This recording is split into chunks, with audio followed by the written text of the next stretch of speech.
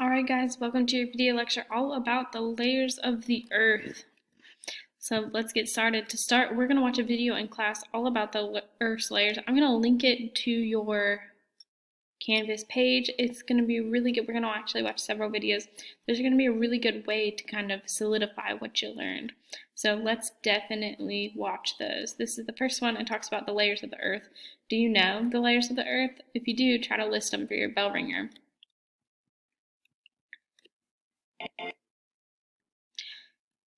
We're going to get started though on our layers of the earth. So the very first one, it's teeny tiny right here on your diagram. It is the crust. This is the layer that we live on. It is actually, though it feels very large to us, it is the smallest layer of the earth. The crust is the thickest at about, or its average thickness is about 18 miles or 30 kilometers under the continents, but it's only 3 miles under the ocean. So we're really close to that mantle layer under the ocean, but of course we're not there. Under the ocean, you learned about last year, I know, the structure of the seafloor, and you did learn that ocean crust, it's different from the continent crust. It's not as thick. We learned that. We can see that here, that the Earth's crust is about 18 miles thick, and the ocean is only 3. But you also learned about subduction zones and ocean ridges being formed, and we're going to talk more about those. But we learned that in the ocean we have areas where the earth is growing, or it seems to be, where we have new ocean crust being emitted, or the magma from the mantle being thrown or emitted back into the earth, or coming up to the surface of the bottom of the ocean. So it's kind of hard to think about, but coming to the bottom of the ocean, and it's causing what we call seafloor spreading. We're going to learn all about this, but it's actually that we're learning that the seafloor is growing.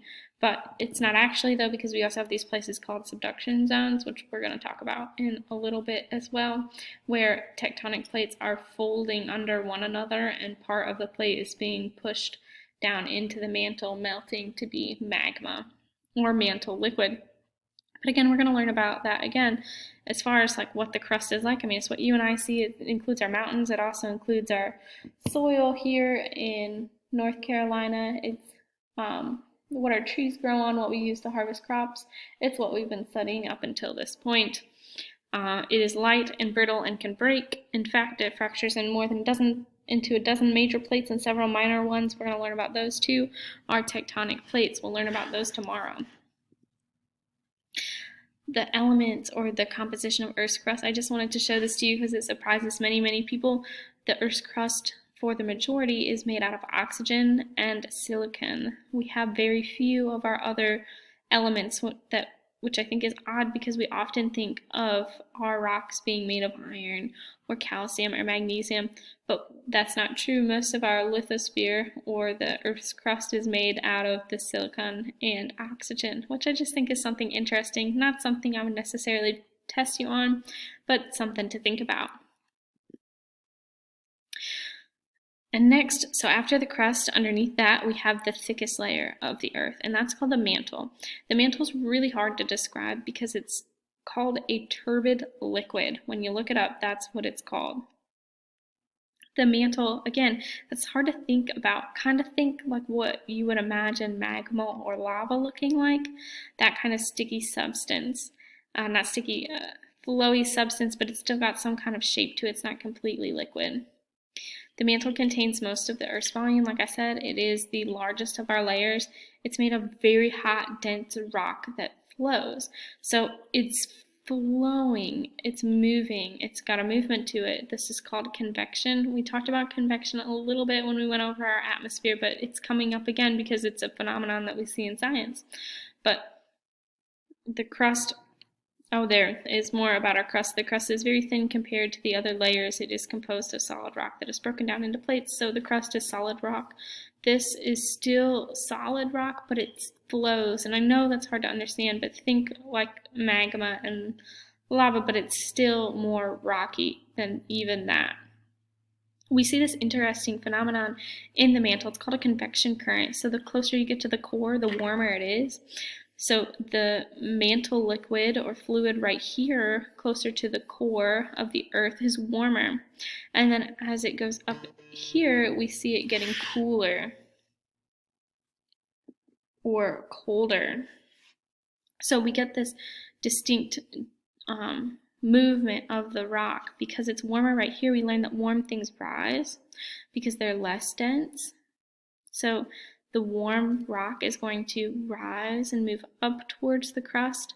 And then we learned that when things cool down, if you remember from a hydrosphere unit, they become more dense and they sink. So our mantle liquid gets cold right here, becoming more dense, and then it sinks back down towards the middle of the Earth.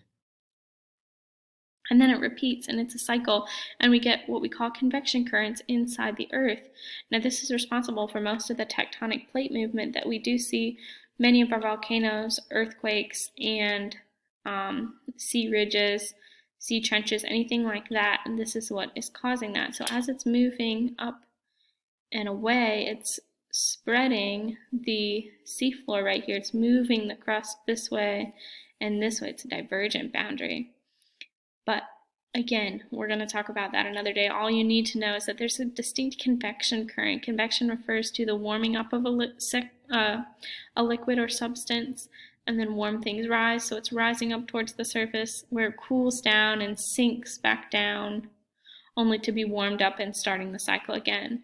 This convection current is made possible by the density differences in temperature between the really, really warm rock, which is less dense, and the really cold rock, which is more dense. Here's another video, and again, it shows it really well what's happening here. I might actually watch a little bit of this one, so I hope you can hear it. It happens because hot rock rises, heated by the Earth's core. So this hot rock is rising, near the surface, heated by the Earth's core. The rock spreads in two directions and goes sideways. You can, oh, I still need to start it over. It happens because hot rock rises, heated by the Earth's core.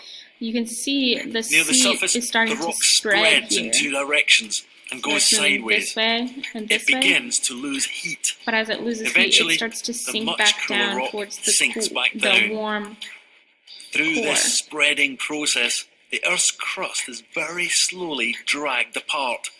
And it's this that ultimately causes the continents to move. Where the plates collide, the rock on the seafloor containing carbon from the dead plankton is carried deep into the Earth. As it descends, this layer of rock is heated, so the rock melts, releasing carbon dioxide. And gas is returned back into the atmosphere during an eruption. So that last little part was talking about volcanoes and how they actually form the pressure or the gas from our carbon that's built up in the crust. As it goes down, it needs to escape, the pressure is built up, and we get a volcano. But we'll study those again later. So what I wanted you to get out of that was that as the crust moves further away,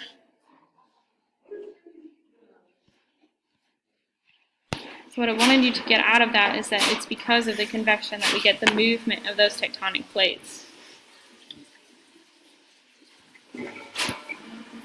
And lastly, our core. So we have an outer core and an inner core in the middle of the Earth. The outer core is made of liquid metal, mostly iron and nickel, and it's liquid, but the inner core is a solid. Again, it's still made out of iron and nickel, but it is solid because of the intense pressure that causes the atoms to move together and become more dense, so they're solid. That surprises many people, and it's definitely going to be a test question, so make sure you know that the inner core is solid.